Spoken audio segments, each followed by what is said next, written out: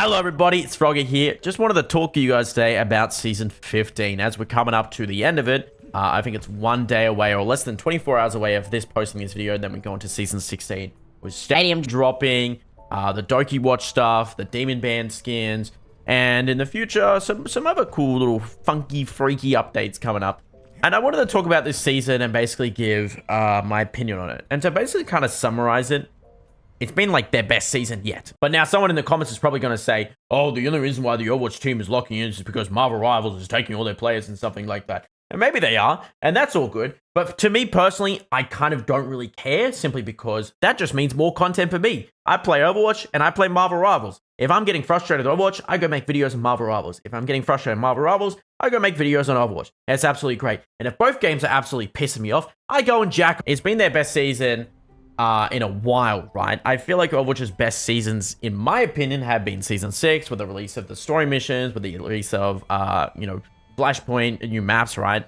And obviously, Season 9, a lot of people think this one's controversial. People don't like Season 9 that much at all because of the hitbox changes, the health changes. There's a couple of issues with all that sort of stuff. And yeah, I fully understand. Personally, I like it because Lucio got buffed for a little bit and I got to make a bunch of content. It was great. And then they nerfed down Lucio's boot, but then they buffed it again.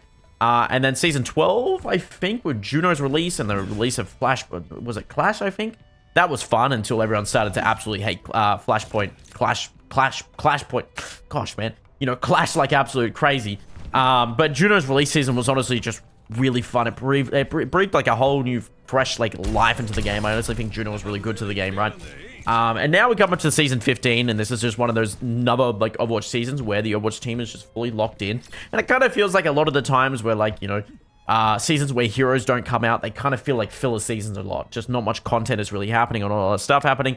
Finally, we had a season that actually didn't feel like a filler season once. I honestly forgot that we didn't even get a hero this season, and the hero comes out tomorrow, which is actually kind of crazy.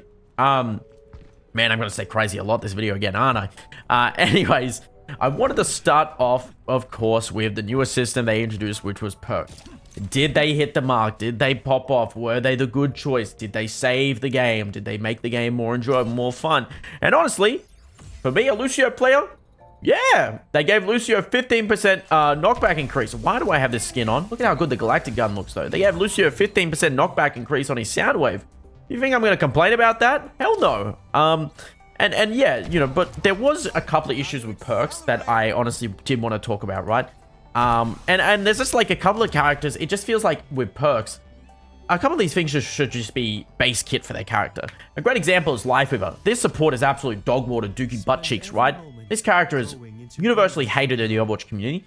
I personally don't like getting a Lifeweaver on my team. I've had games where I played tank off stream, going for a crazy swing on Jungle Queen, and my Lifeweaver pulled me and was like, oh, oopsies. And I'm kind of like, I'm going to be a good person, and I'm going to yell at this pillow in the corner of my room. But basically, I feel like Lifeweaver was one of those characters that needs a lot of work for him to be useful and all that sort of stuff. He's one of those characters where you really have to be doing a lot on the character. And here's where my problem with this character is, right?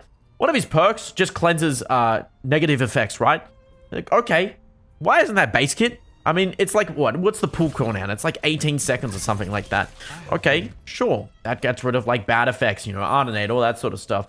And I hate to use, you know, Kiriko as an example, right? But something that can cleanse an entire team is on a 15-second cooldown. I don't really know if Lifeweaver's thing should be base kit, but who knows? Maybe it'll get changed tomorrow or something like that, right? But that's kind of like my problem with some of the perks, right? There's a couple of perks where it's like, it feels like some of these things should be base kit, all that sort of stuff, right? But I didn't really feel like many perks stood out really badly in a sense of them being super broken. The only characters that I found to be incredibly frustrating this season was Sojourn and Ball and... where is that stupid rat? Ball and Tracer. It's pretty much the same. You are not Tracer. Get off my screen! Yeah, anyways, the three top characters this season, in my opinion, was Sojourn, Tracer, and Ball. And these three characters versing them all together in a high-ranked game was an absolutely unfun experience. I'm sure maybe it's totally different in lower ranks and all that sort of stuff, but I found that Sojourn has, every time she's been meta, the game has always just been kind of unenjoyable. And more so, I kind of just raw dogged through it. I kind of just managed to survive through it, right? I didn't really verse many Widowmakers this season. It was quite sad. I really do miss her. You know, they even gave her 225 health to see if she could compete. But if you played a little bit of Widow into a Sojourn, you would know trying to hit that character's head is an absolute nightmare just because of how insane her strafe hitbox becomes, right?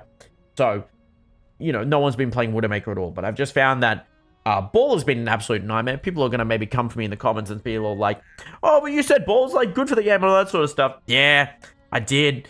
But then he was kind of staying around for a little bit too long, and I was starting to get a little bit annoyed of his presence. And I was just kind of like, okay, this guy doesn't die. Getting knocked up by him is really irritating. All this sort of stuff. He's just one of those tanks that just doesn't die compared to every other tank in the game, and it's just very frustrating to play into, especially when he's stalling the point a whole bunch, right? Whatever. Sojourn is one of those characters that is just, how do you fix this character without her being weak as hell or broken as hell? I mean, maybe take away her headshot on Railgun or something like that, or maybe make it that she has 225 health. You remember when they nerfed down like a bunch of characters like Lucio, Mercy, Kiriko down to 225 health because they had too much mobility? And it was basically a nerf down. Why the hell is Sojourn still sitting at 250 health if that's the case? This character has some insane mobility, being able to cover some great ground with ease. Sure, it's on a 7-second, 8-second cooldown, right? But still, I mean, Juno can just do this, right? It's pretty easy to track her if you're good at the game. You know, I feel like Sojourn could have easily been fixed this season for me personally if she just went down to 225 health, just like the rest of the high mobility characters, right? And maybe I understand Genji not going down to 225 health because this character isn't as dominant as a character like Sojourn, for example. Oh, jeez. Don't like this character. And Tracer's kind of always just super strong and really annoying and pesky to play into, right? Pretty much because they gave her one of the most craziest perks I've ever seen in my entire life, where if she recalls, she gets all her blinks back, right? No one's ever taken this perk on the right, bro. Everyone's always taken the recall, just restores all blink charges. It's so strong on Tracer. It's absolutely nightmarish to play into good Tracers because it is impossible to catch them majority of the time, right? But yeah. We started off this talk with balance talk, right? And I wanted to give my little opinion on the Lucio perks, right? Real quick, because obviously this is like a Lucio-focused content channel, but I did want to kind of just give how do I feel about the Lucio perks, right? I love the sound wave knockback is increased by 15%, but if you look me dead in the eyes and go, why didn't you ever take the regen 4 ammo per second while war running? There is barely any benefits to taking the regenerate 4 ammo per second while war running. And it's just... I just think the perk is useless. I think the perk is incredibly pointless. It creates this really awkward like situation where you kind of like need to constantly be jumping on walls to kind of be poking down thing. But you're kind of just better off sitting on the ground playing Burger King Lucio so your shots consistently more hit. Because if you're jumping on walls a lot, your shots are not going to hit like as consistently. When I talked about it on Twitter one time, someone said the Griven perk is really good when you're in a small room against the Tracer. Okay, so if we weigh out, you know, the situations. How many times am I going to need to boop a tank away from my other support? A lot. How many times are going to be in a room against a Tracer with the ammo regen perk? 0 times. It's just not going to happen ever, okay? Most of the time, I'm going to be running for my life from the Tracer, so I'm just never going to take that perk. I talked about it in the past. The best idea for the minor perks, in my opinion, for Lucio, is make them both boop focused, right? You turn the other one into his, like, stadium perk, right? Where there is... when you hit someone into a wall, it deals an additional like 30 damage. You could apply like maybe a 1 second slow or something like that for maybe 20%.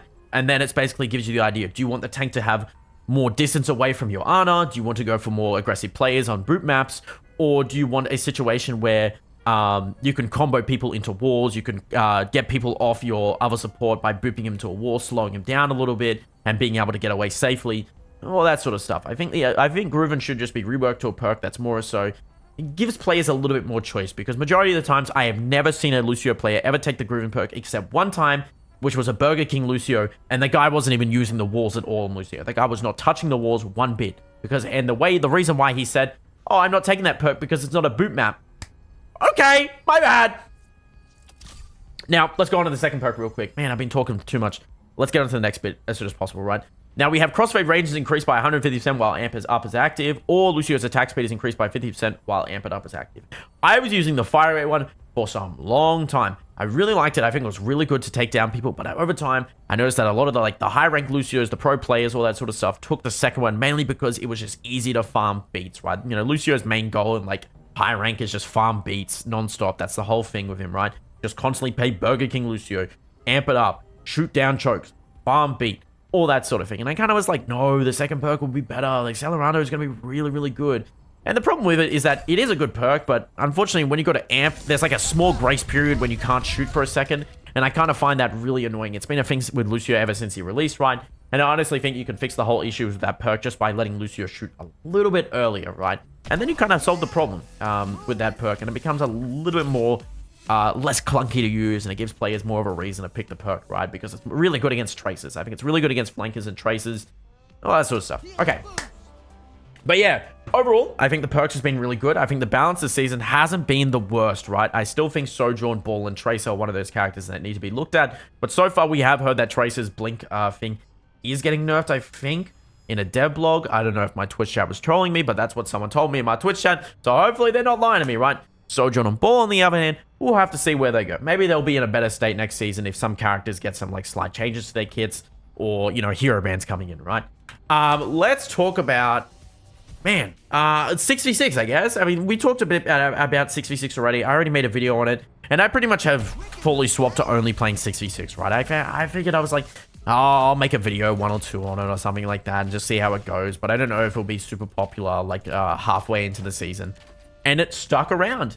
I was just playing it non-stop. I think I clocked in about 230 games in roll queue at least. Let's take a look, shall we?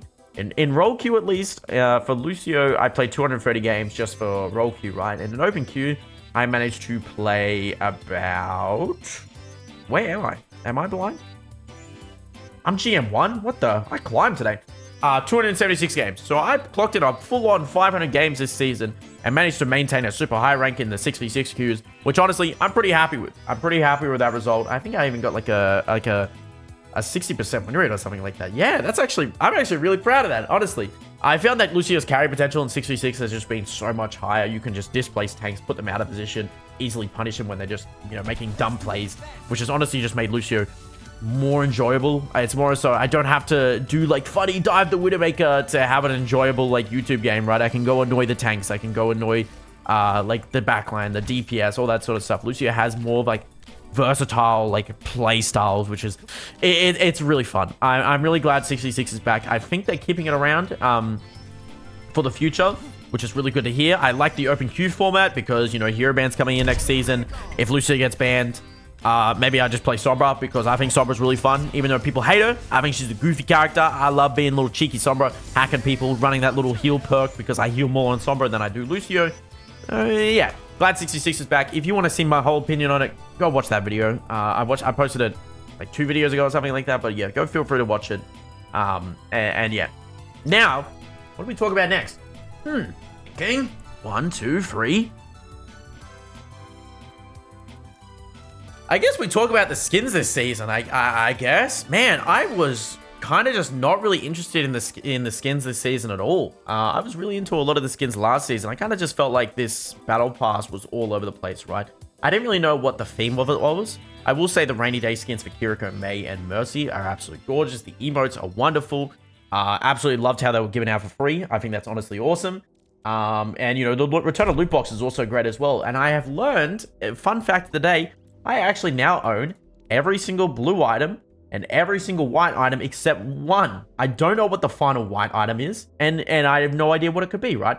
Next loot box, however, I get one guaranteed epic, and then soon I get my guaranteed legendary. How exciting! But yeah, ever since I've been opening loot boxes today, I think, or the other day, I've been getting non-stop duplicates now, which is quite weird, but I think it's after like every single 4 loot boxes or something like that. Whoa!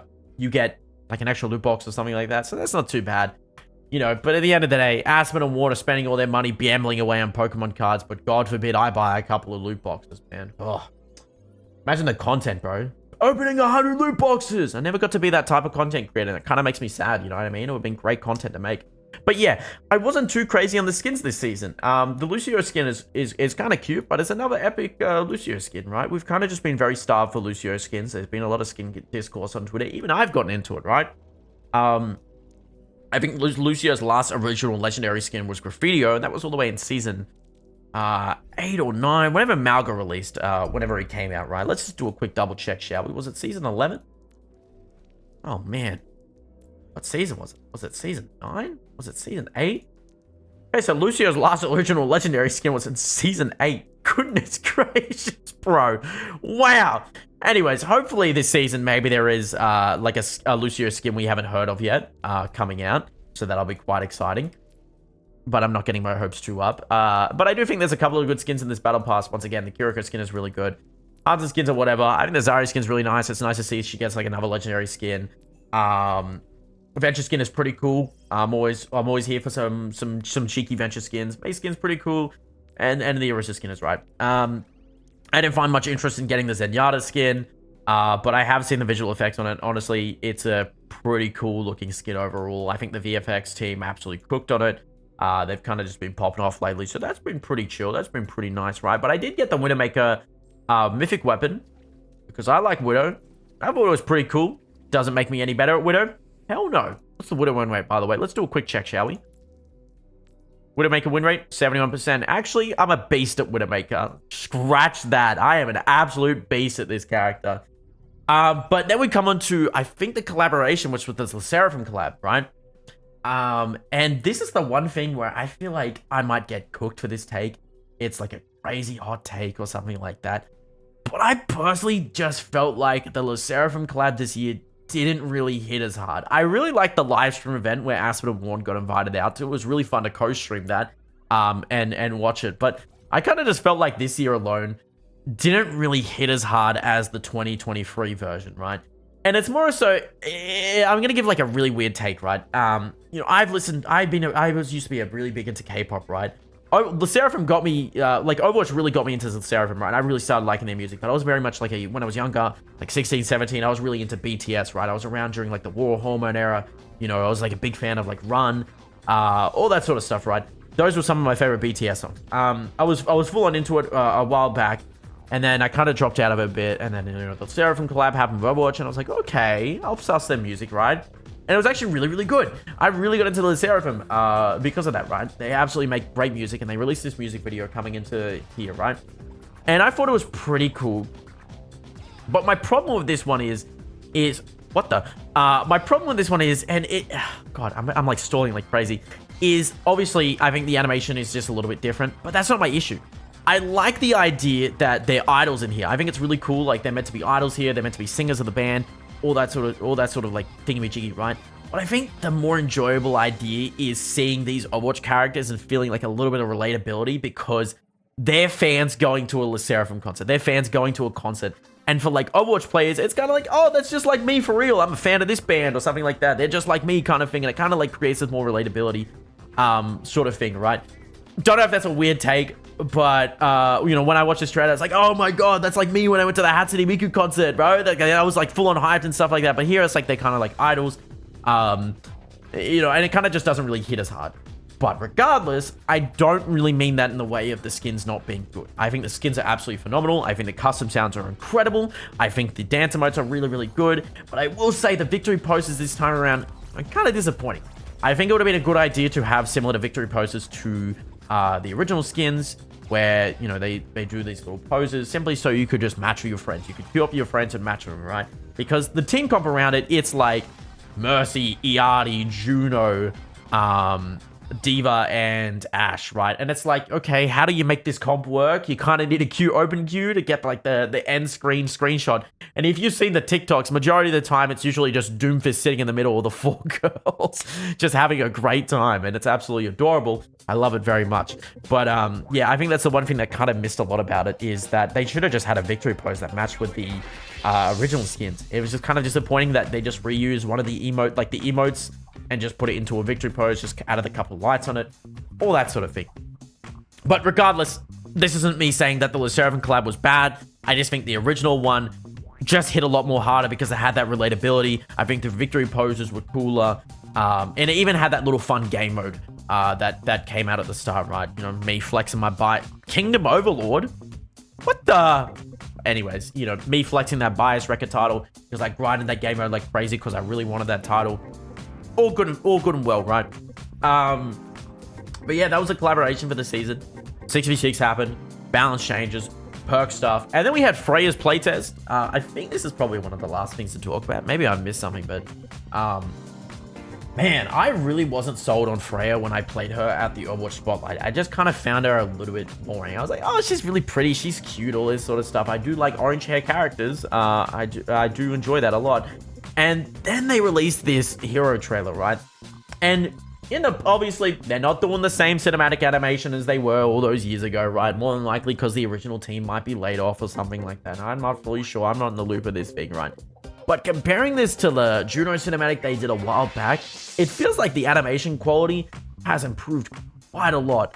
And it's just like, I don't know what it is. This whole animation alone just felt really nice and fluid. And it's kind of just me sitting here and saying, bro, if we got an Overwatch TV show with this type of animation, I would not be mad because the characters move really nicely. It's really fluid. It's really good. You've got this whole fight scene going on here. And it's kind of like this 3D, 2D animation. I'm not like an animation nerd or anything like that. But it just looks really bloody good. I like it. I'm just saying, man. It's just me begging for an Overwatch TV show. I want it, right? And then we had the Overwatch story time come out, which was also really good. My thing is with the past couple of Overwatch characters is that I just haven't really felt like they've tied in with the Overwatch world really that well. And I feel like Freya's story is absolutely perfect. It's a character that worked with Overwatch. She was doing the right thing, but unfortunately, she got the short end of the stick and messed over by someone else on the team doing something terrible, right? It's like you're playing judo and there's a dumb Lucio on your team feeding like absolute crazy, but you get flamed for it even though the Lucio's the problem.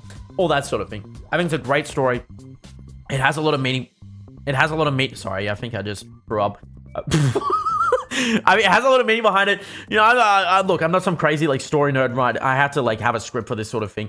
But over time, yes, this little hero trailer, it started to sell me more on the character. This little comic thing started to sell me on the character a lot more.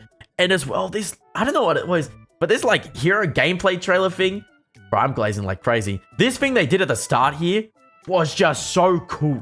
I don't know what it was. It was just cool. They're doing these like in-engine cinematic things.